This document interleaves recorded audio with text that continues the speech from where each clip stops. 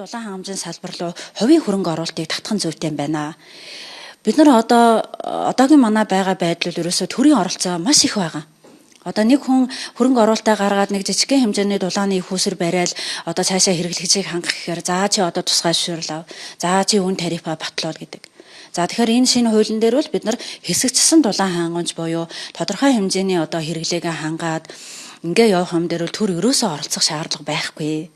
Хэрэглэгчтэйгээ үнэ тохироод өөрийнхөө одоо хөрөнгө оруулалтыг нөхөд ингээ явах тохиолдолд бол хамгийн гол нь хуулийн дээр тэр одоо хувийн хөрөнгө оруулалтаа зарцуулж байгаа хүний эрхийн үүрэг нь маш тодорхой тусгагдж өгж байгаа учраас тэр дундуур одоо ингээ төр оролцоол тий тусгай шуурал ав үн тарифа батлуул гэдээ яваад байх шаардлага байхгүй. За инхээр энэ хуулийн дээр яаж гэнэ хувийн хөрөнгө оруулалт татах тэр эрх зүйн орчныг ингэснээрээ магадгүй бид нар тэр хангаж чадахгүй байгаа 30000 хэдэн калори хэрэглэгчийг хангах тэр орон зайг хувийн хвшлийнх нь нээж өгч байна гэсэн. Хүн хэрэглэснээр өнөөдөр дулааны эрчимчийн мөнгийг төлөх хэрэгтэй.